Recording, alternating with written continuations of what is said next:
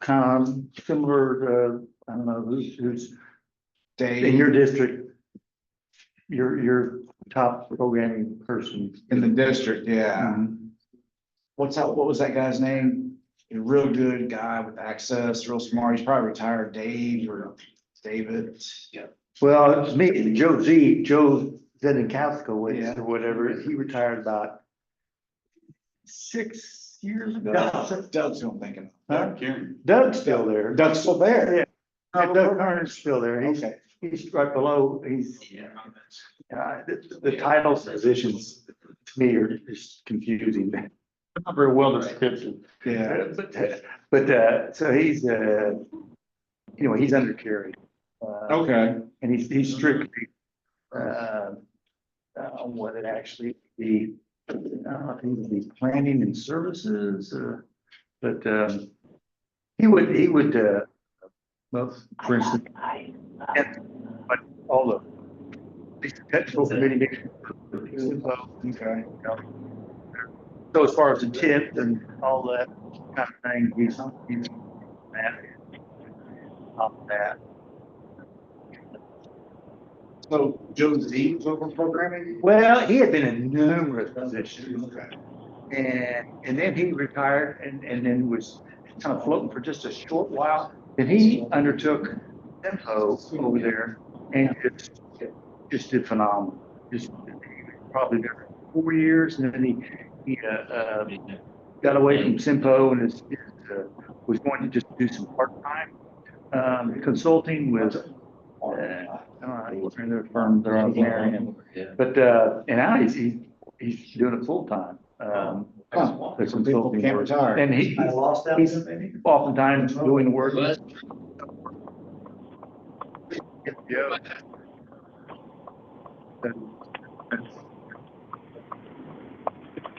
Doug's still there.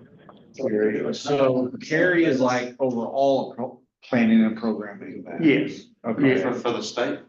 For District 9, which is, So who would be like over design? I don't know, I can, I I could look it up. But, I'm not gonna be able to read it on my phone. I'm trying to think of a different way I might, no, but I just, get to the expanded director. suppose Jim. There, That's what, I was there. University goes on. Like over 20 years. I am in the office. yeah, well, there's some folks that, just as sometimes you're construction engineers, or resident engineer. They got something they like, Yeah. they don't wanna, they just do not get into some of the headaches, I know exactly especially what over that in Illinois. is. Yeah.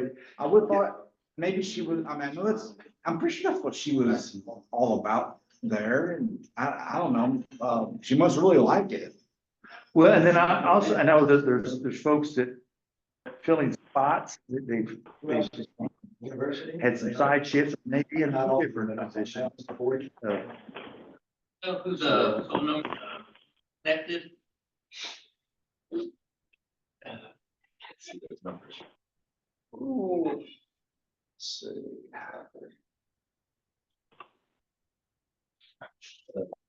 314 area code.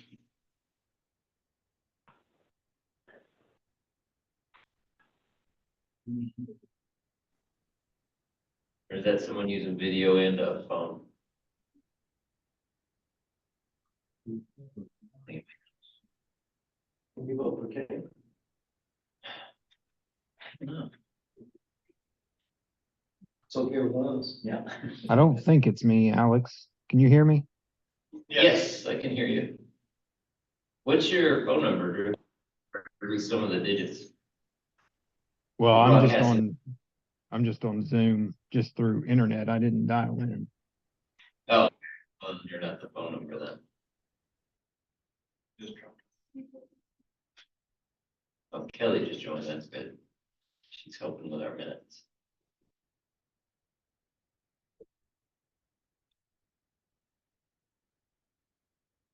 That was me on my cell phone. I couldn't get to my my office quick enough. So What's your area code, Kelly? 315. 315, okay. Uh-huh.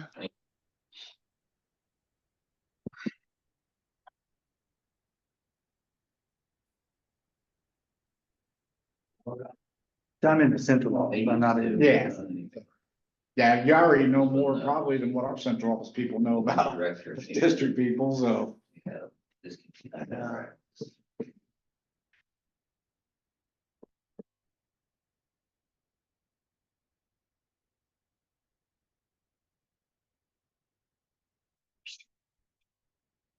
Well, I'm trying to get our budget passed, so we can do the final approvals. I need a resolution. Well, I could represent the city then. I'm okay with that. I'm okay with it. I'm a full-time employee. Yep. Yeah, there you go. Okay, There it is. fair enough. Thinking outside the box. Okay, we'll call the meeting to order then. Start with introductions of Jeremy Tams, the Southeast Missouri Regional Planning Commission.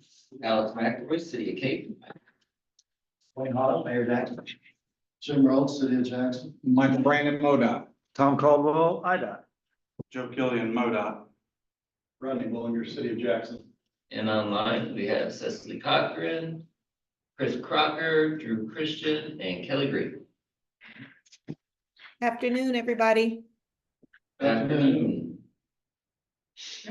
We'll take a motion for the adoption of the agenda. So moved. Second. We have a motion and a second, all in favor? Aye. Mentioned. Okay, motion by Mayor Haas, second by Jim Roach. Okay, be voted and approved. All right. Second is next is the approval of the minutes, the February 21st meeting. Accept a motion to accept the minutes as presented.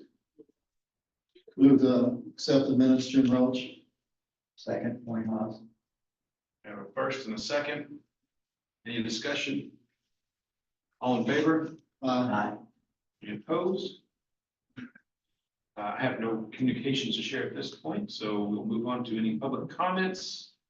I'm not seeing anyone from the public here. We'll move on to new and unfinished business, starting with resolution number 2024-01, resolution expressing support of a transportation alternatives program application by the city of Jackson for the Jackson Middle School crosswalk and sidewalk improvement. Well, I think most people in this room know what this resolution is for and what the project is, but just as a quick refresher, this is for a transportation alternatives program, grant application by the city of Jackson for the Route D pedestrian enhancements. Is it April 26th is your final deadline for the applications? Yeah, next Friday, I think. So we need to ink things and get it right to them. That's all I have. All right. Take a motion to approve the resolution. Make that motion, Jim Roach. Motion have a second. Second. Second. We'll spread these around. We have a motion by Jim, a second by Alex. Any further discussion? All in favor? Aye. Any opposed? Resolution passes. Next, we will open a public hearing on the FY 2025 Unified Planning Work Program. I'd like to take a motion to go ahead and open that public I'll hearing. make a motion to open it up. Motion by Alex. Second. Second by Mayor Pot. All in favor? Public hearing is now open, accepting comments for the Unified Work Program. Hearing no comments, I guess that is accept the motion to close the public hearing. So moved. We have a motion by Mayor Haas. Do we have a second? So.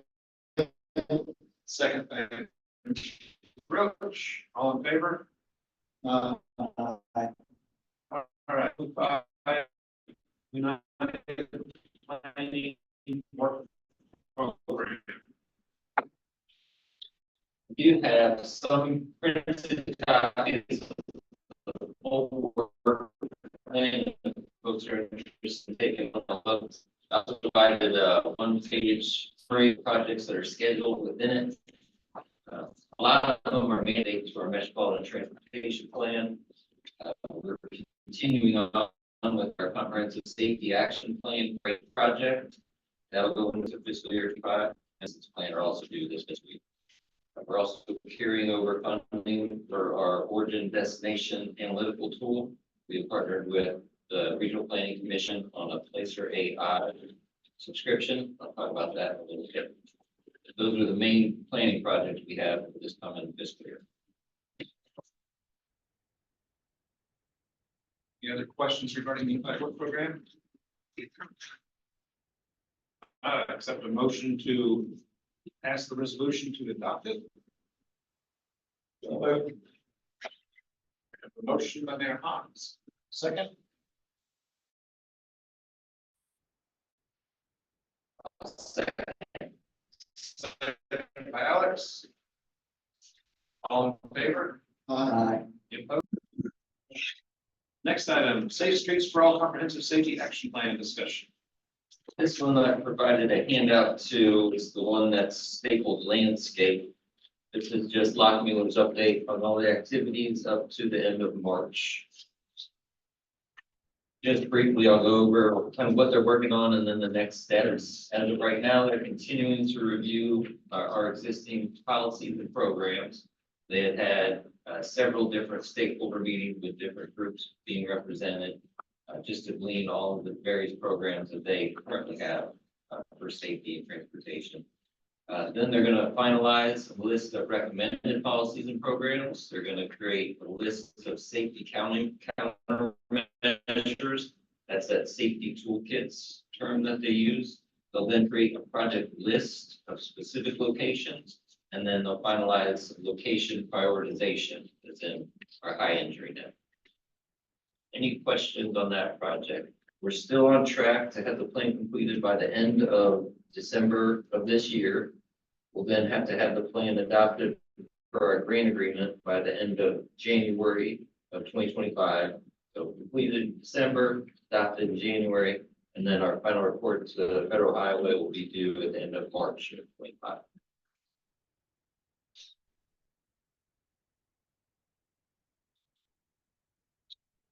Any questions on the status of the Safe Streets for All? Carrying on none, we move on to item E, the SEMPO Regional Trail Connection Study. Our planning committee received the project initiation or project kickoff meeting this month on the 3rd.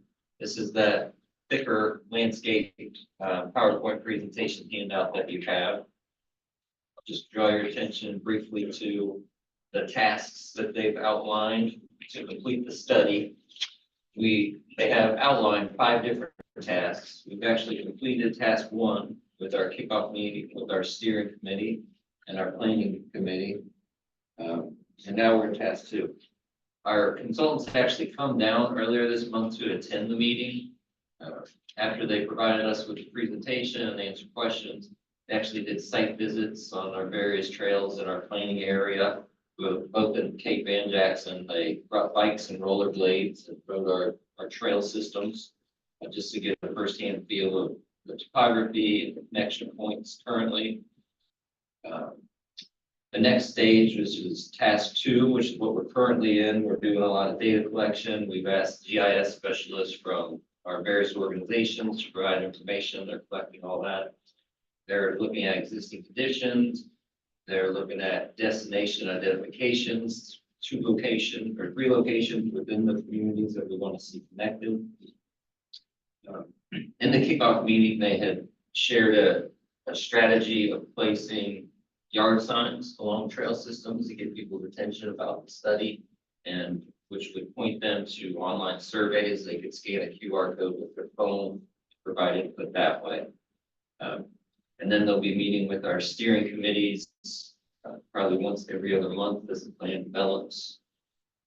And then they'll get more into the plan development stages, which is task 3, 4, and 5. Our timeline for task 1 is complete. Task 2 will be April through June. Task 3 will be July through August. Task 4 will be September through November. And then task 5 will be December, end of this year into February of 2025. About halfway into our fiscal year, we should be wrapping this project up. You say there's three, we identified the three alignment options, Not yet. but that's what they'll give us, is three ways. And that, 3 ways to connect Jackson to Cape Troy. that's Via the goal trail here, system. is how to connect the two cities and our present trails go together. Right. Just out of curiosity, who's on the steering committee? As of now, it's our entire planning committee. We will most likely, well, I'm not sure. Our planning committee's numbers have been dropping a little bit. But we did have a subcommittee that helped us develop the request for proposals that was with, Bergmark, Jason Light, Kate Oral from Parks and Rec, Cape Girardeau, and then Ryan Strickland and myself. I've invited them to all of our meetings because they want to continue on with their representation. And I think we're going to kind of play it by ear to see if we need more trail users on the committee. But I think we have a good number right now. And we have used Bruce Lloyd, who's connected with the biking community, for his opinion on RFP. And then we've invited him to our subcommittee, but he was already tasked with our safety action plan subcommittees. Those who are busy at the time. We'll keep invitation. So, and if you have recommendations of people that are very interested, we're certainly welcome to bring them on. Are there questions on the trail connection study? Okay, we'll move on to item F, intersections. Has been accepted by the stakeholders. They had an opportunity to review the draft report, issue comments, and then received and accepted the final draft of that. That says you see they're going after a TAP grant, findings of that stuff. And then our 621 compared several different design concepts, none of which perfectly fit their expectations. There's a push and pull between the golf course right of way and traffic flows. Which direction gets stopped, which direction has free flow. So they went back and did some alternative design concepts based on essentially what was developed, but they had to move alignments here and there. And then they went to the Parks and Rec board to share their preferred alignment to see if they had any issues with it. So right now, I think they've got the Parks and Rec on board, and our consultants will be working on finalizing that. That'll have a report like we did on Route B, and then gonna decide whether, how we'll follow with that.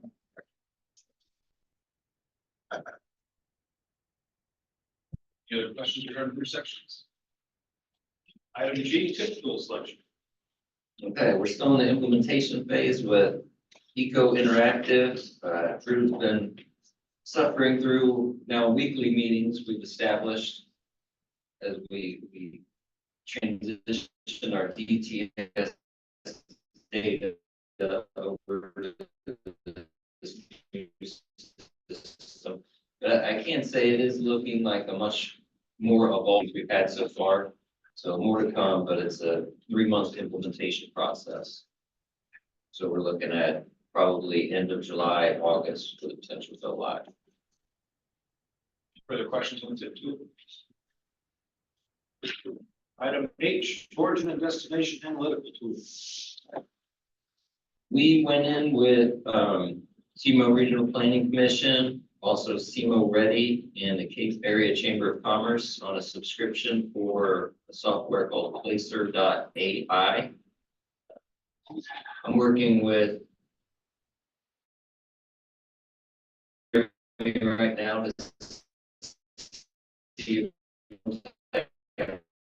demonstration so folks are aware of the type of data access the software, but it's for us based on several reports. So our subscription is live. Get with Jeremy or Drew if you have questions about what type of information, but I'll work on getting us a formal presentation. So you're pretty, so we know what it does. Okay. Yeah. Okay, good. Any further questions on the Adams tool? Okay, we'll move on to the reports.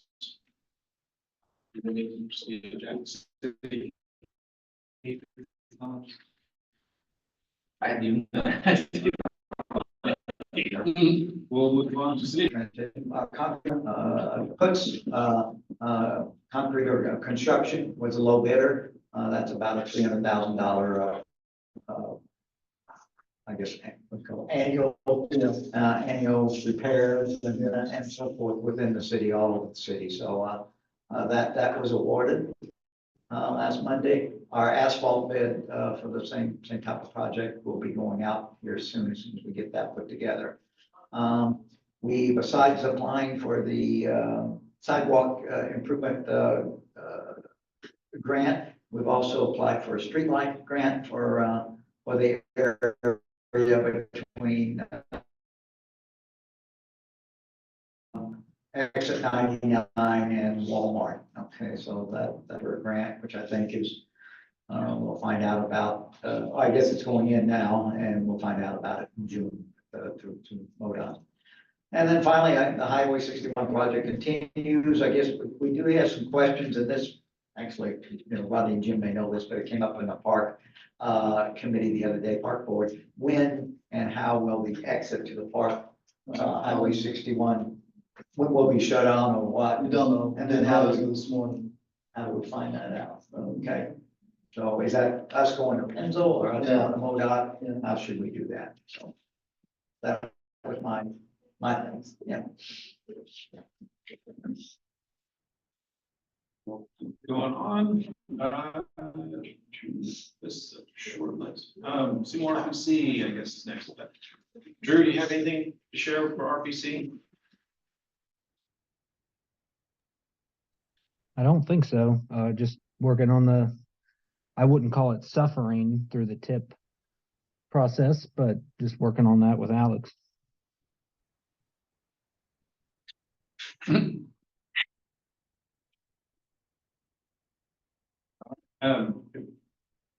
The RPC is actually, we're working with Department of Health and Senior Services. They received a SPAN grant, which is a state physical activity nutrition program, to do some active transportation planning. There were 3 counties in the ARD district that were eligible, St. Francis, Iron, and Cape Girardeau counties. So the way they have it set up is they will contract with the RPC to conduct an active transportation plan for a participating community. That community then would be eligible to receive limited funding to help the first year to help sponsor a individual. The second year, they would get a little bit more. I think it's 2,000 first year, 4,000 second year for the community to do small things like signing benches and that stuff along an active transportation route. There are some requirements based around demographics and that type of thing, I believe, as well. We've already kind of got commitments with a community in Iron County and a community in St. Francis County, but it is a 3-year program, so that 3rd year is still open. Just throw that out there in case anybody's interested and wants to follow up. Other than that, we can move on. And we'll go down to MoDOT. Go ahead, Chris.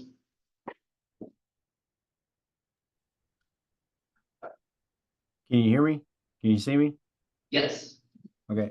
I heard Mayor Hawes' question about the Route 61 park entrance, so I just sent our construction staff an email.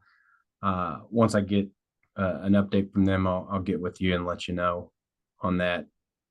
The Route K project, it looked like we're still working on widening the northbound 25 to Route K movement through that section, and we have temporary signals installed.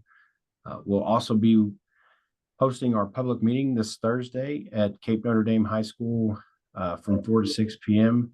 If you're interested in that project, we recommend you guys come on out and see the displays that we've got. It's not just a roundabout.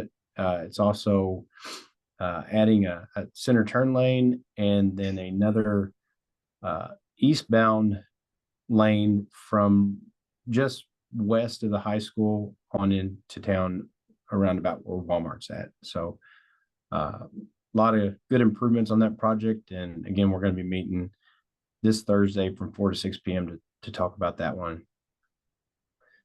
We did receive 11 TAP applications for this call for projects on the MoDOT system that we're due. That's good news for us because last time that we had one of these calls, we didn't fully fund the TAP call itself. So I guess the silver lining to that was that everything was awarded, but we still have some funds on the table. So I'm hoping that the off-system projects that we get that are due the 26th of this month will be enough to fully fund the amount of TAP funds we have for this call for project, which is roughly about $4.6 million.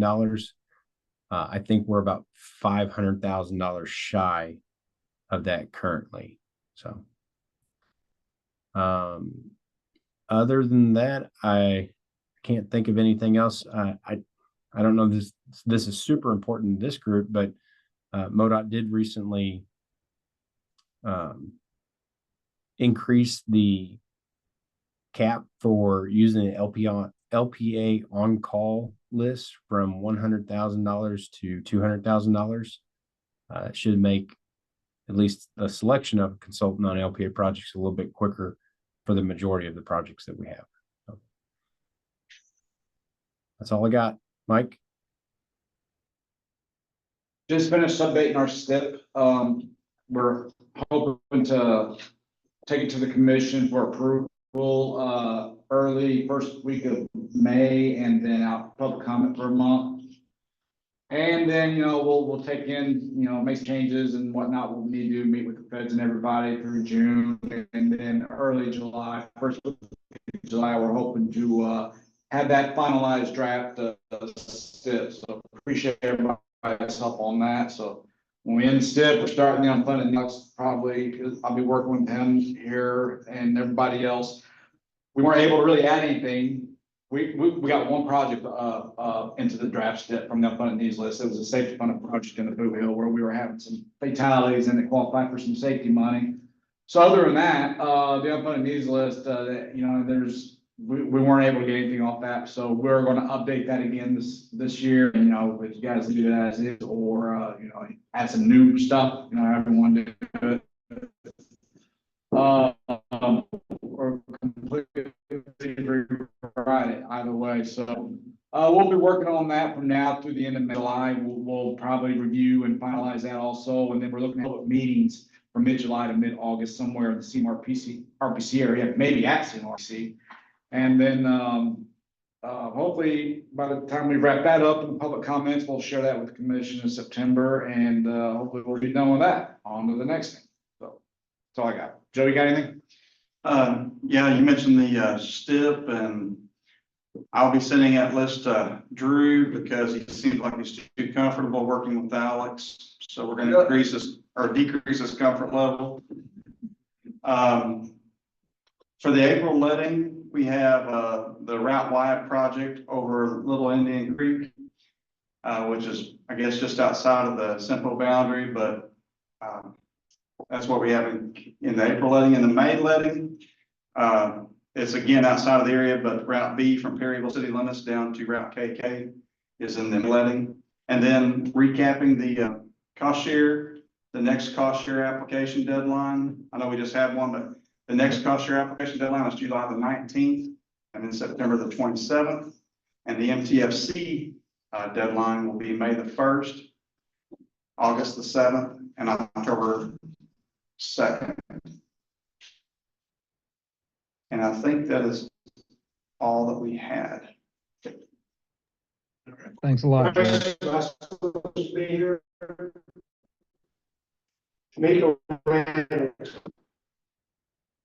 I think they're down just to the left there. Yes. You're welcome. No report, all right, making it easy. So we'll move on to Cecily, the Federal Highway. She said, what? Oh. Yeah, come on back, Cicely. I bet you hit the wrong button. Yeah. Hang on. Well, okay. With that, we'll go on to the staff report. Well, since we have no CTA folks here, I was gonna give just an announcement that they had received the Thriving Communities Program Grant Award through the bipartisan infrastructure law, a partnership between the CTA, United Way, and the City of Cape. They had initiated the United We Work program that offers free transportation vouchers to new employees and then resources to help them develop skills and save funds for future transportation needs. But the actual grant award that they received is, it was phrased grant writing resources, which is essentially what they needed was an additional staff body there with grant writing to help them develop and build out the United We Work program. But also look for additional grant opportunities. So it was nationally competitive and they did a great job and were able to secure it. Cecily, I apologize, but I don't think I bought you enough time to reconnect. Okay. That's all I have. Okay, does anyone have any other business communications to share? Move to adjourn. Second. Have a motion and second to adjourn, all in favor? Bye. Meeting's adjourned, thank you. 31 Thank minutes. you, guys.